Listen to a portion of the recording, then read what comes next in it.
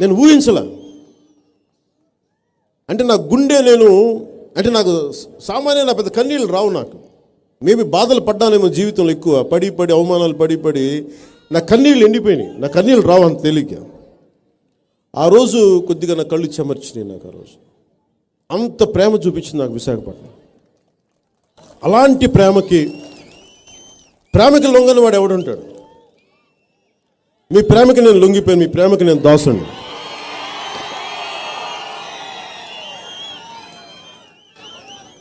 నేను 2014 నుంచి కూడా నేను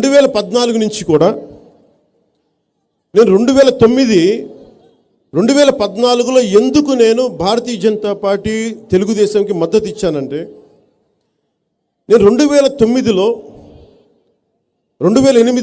ఆ రోజున మనం పెట్టిన రాజకీయ పార్టీ